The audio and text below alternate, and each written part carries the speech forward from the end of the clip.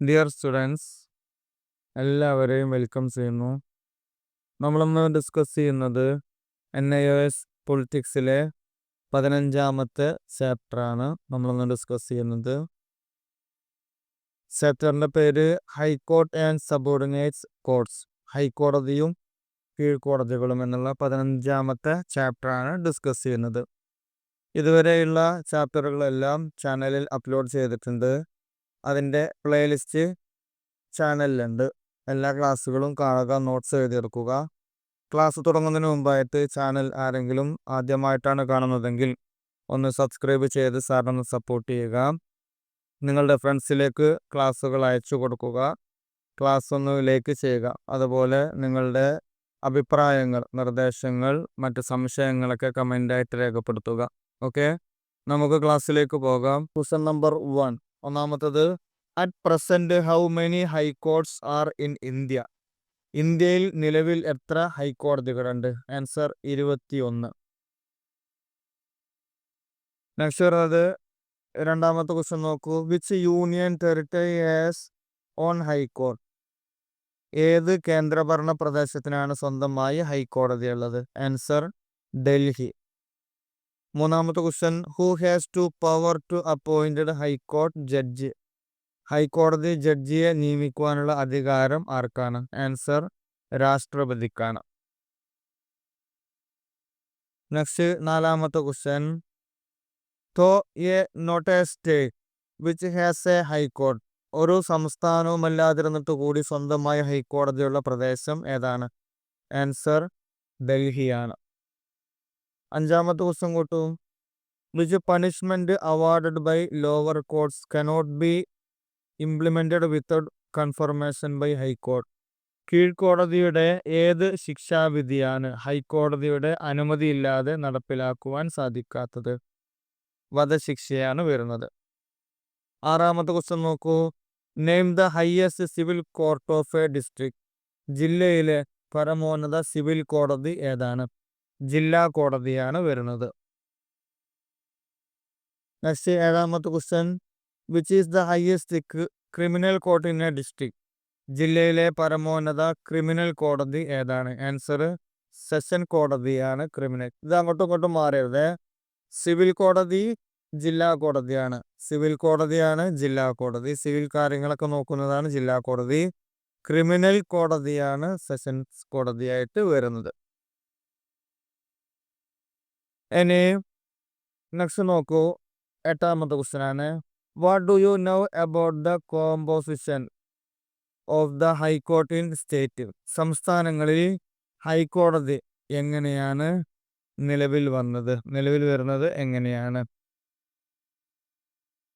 അതിൻ്റെ ആൻസർ നോക്കൂ. ഏതൊരു ഫെഡറൽ സംവിധാനത്തിൻ്റെയും അവിഭാജ്യ ഘടകമാണ് നീതിന്യായം എന്നത്. ഇന്ത്യയിൽ ഭരണഘടന ഒരു ഏകീകൃത നീതിന്യായ സമ്പ്രദായമായാണ് രൂപീകരിച്ചിരിക്കുന്നത്. സുപ്രീം കോടതിക്ക് കീഴിൽ ഓരോ സംസ്ഥാനത്തിലും ഓരോ ഹൈക്കോടതികൾ സ്ഥിതി ചെയ്യുന്നുണ്ട്. ഇപ്പോൾ ഇന്ത്യയെ സംബന്ധിച്ച് ഒരു ഫെഡറൽ സംവിധാനമാണ് ഉള്ളത്. അതുകൊണ്ട് തന്നെ ഇവിടെ നീതി നടപ്പിലാക്കുക എന്നത് വളരെ പ്രധാനപ്പെട്ട കാര്യമാണ്. അതുകൊണ്ട് തന്നെ ഇന്ത്യയിലുള്ള എല്ലാ സംസ്ഥാനങ്ങളിലും ഓരോ ഹൈക്കോടതികളും ഉണ്ട്. ഇപ്പോൾ നമ്മുടെ കേരളത്തെ സംബന്ധിച്ച് കേരളത്തിലെ ഹൈക്കോടതി എവിടെയാണ്? എറണാകുളത്താണ്, കൊച്ചിയിലാണ്. എറണാകുളത്താണ് ഹൈക്കോടതി ഉള്ളത്. ഇനി ഹൈക്കോടതികളുടെ അധികാര പരിധി ഒന്നിൽ കൂടുതൽ സംസ്ഥാനങ്ങളിലേക്ക് വ്യാപിച്ചിരിക്കുന്നു. ഹൈക്കോടതികളിൽ ചീഫ് ജസ്റ്റിസും പ്രസിഡന്റ് നിയമിക്കുന്ന മറ്റ് ജഡ്ജിമാരും ഉണ്ടായിരിക്കുന്നതാണ്. ജഡ്ജിമാരുടെ അംഗസംഖ്യ നിർണയിക്കുന്നത് പ്രസിഡന്റാണ്. നമ്മൾ നേരത്തെ പ്രസിഡന്റിന്റെ പാഠത്തെ കുറിച്ച് പറയുന്ന അവിടെ പറഞ്ഞിട്ടുണ്ടായിരുന്നു. ഓരോ ഹൈക്കോടതിയിലേക്കുമുള്ള ജഡ്ജിമാരെ നിയമിക്കുന്നത് ആരാണ്? ചീഫ് ജസ്റ്റിസിനെ നിയമിക്കുന്നത് ആരാണ്? പ്രസിഡന്റാണ് നിയമിക്കുന്നത്. അതുപോലെ ഹൈക്കോടതിയിൽ എത്ര ജഡ്ജിമാർ ഉണ്ടാകണമെന്നുള്ളതിൻ്റെ അംഗസംഖ്യ നിർണയിക്കുന്നതും പ്രസിഡന്റാണ്. ഇന്ത്യൻ യൂണിയൻ പ്രസിഡന്റ്, സംസ്ഥാന ഗവർണർ, സുപ്രീം കോടതിയിലെ ചീഫ് ജസ്റ്റിസ് എന്നിവരുമായി കൂടിയാലോചിച്ചുകൊണ്ടാണ് ഹൈക്കോടതിയിലെ ചീഫ് ജസ്റ്റിസിനെയും മറ്റ് ജഡ്ജിമാരെയും നിയമിക്കുന്നത്. ഓക്കെ, ഇനി നെക്സ്റ്റ് വരുന്നത് 9ാമത്തെ ക്വസ്റ്റ്യൻ നോക്കൂ. What are the qualification of A ഹൈക്കോടതി ജഡ്ജ്? ഹൈക്കോടതി ജഡ്ജിയായി നിയമിക്കപ്പെടണമെങ്കിൽ എന്തെല്ലാം യോഗ്യതകളാണ് ഉണ്ടായിരിക്കേണ്ടത്? അതിന് ആൻസർ നോക്കും. 1ാമത്തത് ഇന്ത്യൻ പൗരനായിരിക്കണം. ജഡ്ജി ആരായിരിക്കണം? ഇന്ത്യൻ പൗരനായിരിക്കണം. 2ാമത്തെ കാര്യം, ഏതെങ്കിലും പ്രദേശങ്ങളിലെ നീതിന്യായ വകുപ്പിൽ 10 വർഷം ജുഡീഷ്യൽ ഓഫീസറായി പ്രവർത്തന പരിചയം ഉണ്ടായിരിക്കണം.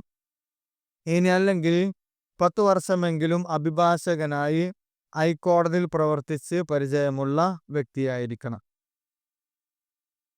അപ്പോൾ ഈ 3 ക്വാളിഫിക്കേഷൻ, 3ൽ 2 ക്വാളിഫിക്കേഷൻ നിർബന്ധമായിട്ടും ഹൈക്കോടതി ജഡ്ജിക്ക് ഉണ്ടായിരിക്കേണ്ടതാണ്. ഇനി ഹൈക്കോടതി ജഡ്ജിയുടെ റിട്ടയർമെന്റ് പ്രായം 62 വയസ്സാണ്. 62 വയസ്സാണ്. കാലാവധിക്ക് മുമ്പ് ആ സ്ഥാനത്ത് നിന്ന് പ്രസിഡന്റിന് വേണമെങ്കിൽ നീക്കം ചെയ്യാവുന്ന ഒരു വ്യവസ്ഥയും നിലനിൽക്കുന്നുണ്ട്. ഓക്കെ, അപ്പോൾ ഇതാണ് ഹൈക്കോടതി ജഡ്ജിയുടെ ക്വാളിഫിക്കേഷനായിട്ട് പറഞ്ഞത്. ഓക്കെ, ഇനി നെക്സ്റ്റ് നമുക്ക് 10th ക്വസ്റ്റ്യൻ, 10ാമത്തെ ക്വസ്റ്റ്യൻ നോക്കാം. Describe salary and allowances of A ഹൈക്കോടതി ജഡ്ജ്.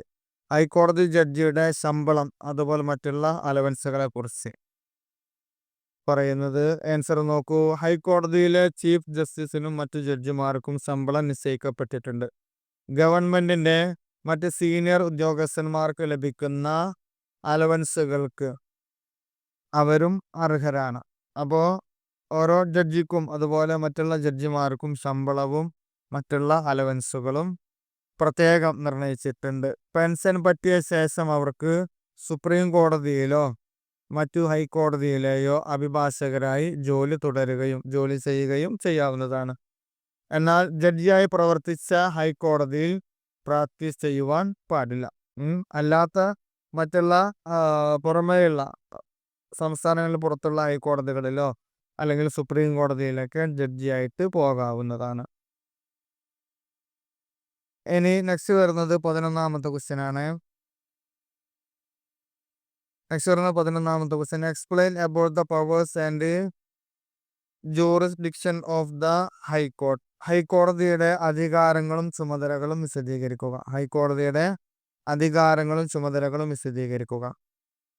സംസ്ഥാനത്തിലെ ഏറ്റവും ഉയർന്ന നീതിന്യായ പീഠമാണ് ഹൈക്കോടതി. ഇപ്പോൾ നമ്മൾ കഴിഞ്ഞ ക്ലാസ്സിൽ പഠിച്ചിട്ടുണ്ടായിരുന്നു, രാജ്യത്തിലെ ഏറ്റവും വലിയ പരമോന്നത കോടതി അതാണ് രാജ്യത്തിലെ സുപ്രീം കോടതിയാണ്. ഇതേപോലെ ഓരോ സംസ്ഥാനങ്ങളിലെയും ഏറ്റവും ഉയർന്ന നീതിന്യായ കോടതി പീഠം ഏതാണ്? ഹൈക്കോടതിയാണ്. ഹൈക്കോടതിയുടെ തീരുമാനങ്ങൾ സംസ്ഥാനത്തിലെ എല്ലാ പൗരന്മാർക്കും ബാധകമായിരിക്കും. ഹൈക്കോടതിക്ക് 2 രീതിയിലുള്ള അധികാരങ്ങൾ വരുന്നുണ്ട്. ഒന്നാമത്തത് ഒറിജിനൽ ജൂറിസ്ഡിക്ഷൻ, തനതധികാരം. അതുപോലെ തന്നെ 2ാമത്തത് അപ്പീൽ അധികാരം. ഇങ്ങനെ 2 അധികാരങ്ങളാണ് പ്രധാനമായിട്ടും ഹൈക്കോടതിക്ക്, ഓരോ ജില്ലയിലെ ഹൈക്കോടതിക്കും ഉള്ളത്. അതിൽ ഒന്നാമത്തെ നോക്കൂ, തനതധികാരം, ഒറിജിനൽ ജൂറിസ്ഡിക്ഷൻ ആണ് ഒന്നാമത്തത് പറയുന്നത്.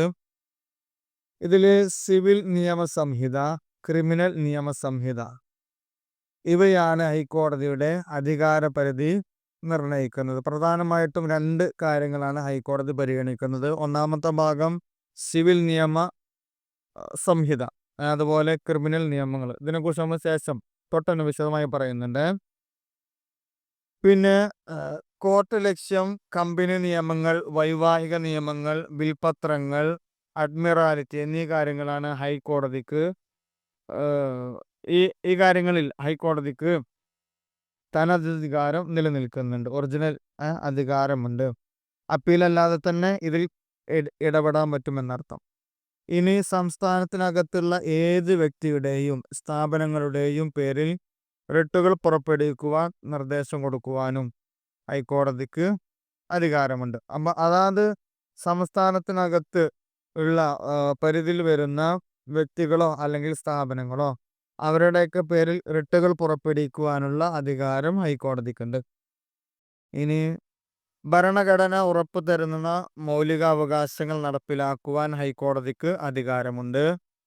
പ്രാദേശിക സമിതികൾ, സംസ്ഥാന നിയമസഭ എന്നിവയുമായി ബന്ധപ്പെട്ട തെരഞ്ഞെടുപ്പ് പെറ്റീഷനുകൾ വിചാരണ ചെയ്യുവാനും തീരുമാനങ്ങൾ എടുക്കുവാനും ഹൈക്കോടതിക്ക് ഒറിജിനൽ അധികാരമുണ്ട്.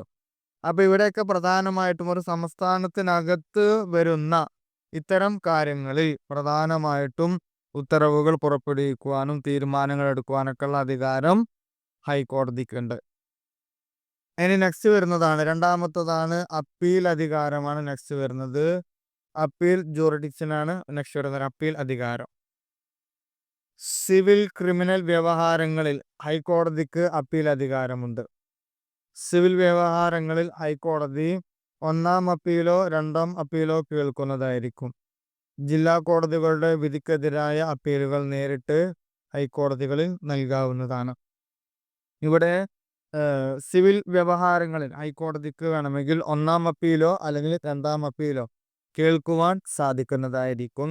അതുപോലെ ജില്ലാ കോടതികളുടെ വിധിക്കെതിരായിട്ടുള്ള അപ്പീലുകൾ നേരിട്ട് ഹൈക്കോടതിയിൽ നൽകുവാൻ സാധിക്കും. നമ്മൾ കഴിഞ്ഞ ക്ലാസ്സിൽ പറഞ്ഞിട്ടുണ്ടായിരുന്നു, ജില്ലാ കോടതി, ഹൈക്കോടതി, സുപ്രീം കോടതി ഇങ്ങനെ മുകളിലേക്കാണ് പോകുന്നത്.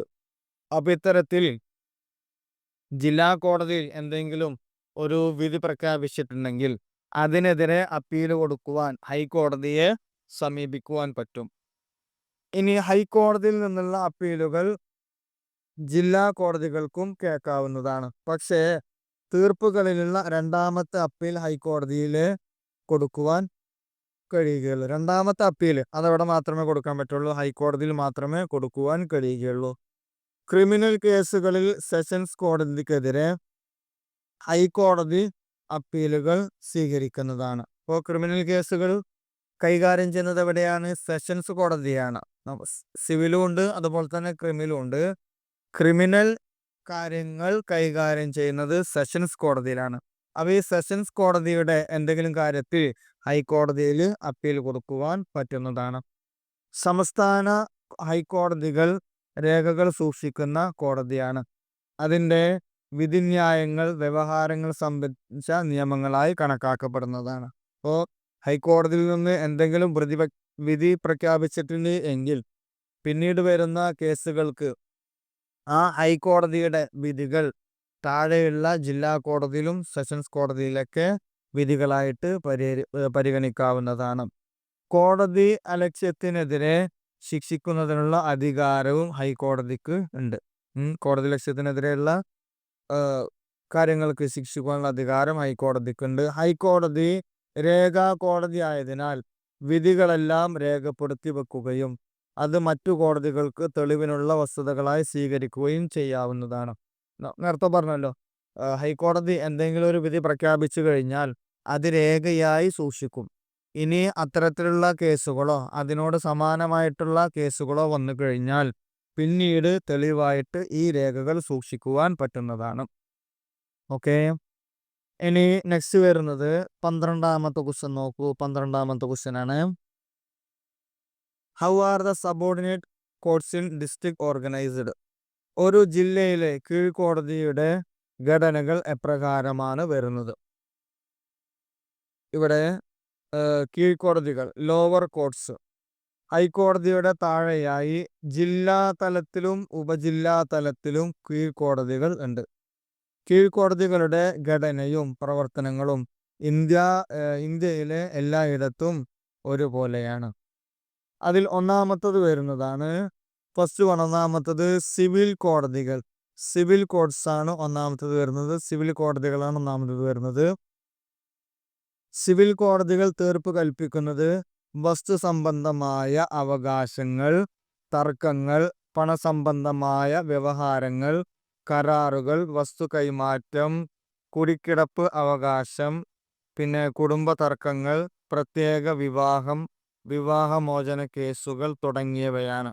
അപ്പോൾ പേര് പോലെ തന്നെ സിവിൽ കോടതികൾ കൈകാര്യം ചെയ്യുന്നത് മറ്റുള്ളവരെ ആക്രമിക്കുക അങ്ങനത്തെ കാര്യങ്ങൾ അല്ലാത്ത വസ്തു സംബന്ധമായ അവകാശങ്ങളോ തർക്കങ്ങളോ പണസംബന്ധമായ കാര്യങ്ങളോ അതുപോലെ കരാറുകൾ ലംഘിക്കുക, വസ്തു കൈമാറ്റം, പിന്നെ മറ്റുള്ള കുടുംബ തർക്കങ്ങൾ, പിന്നെ ചില സന്ദർഭങ്ങളിലുള്ള പ്രത്യേകമാക്കപ്പെട്ട വിവാഹങ്ങൾ, അതുപോലെ വിവാഹമോചന കേസുകൾ, ഇത്തരത്തിലുള്ള കാര്യങ്ങളാണ് സിവിൽ കോടതിയിൽ കൈകാര്യം ചെയ്യുന്നത്.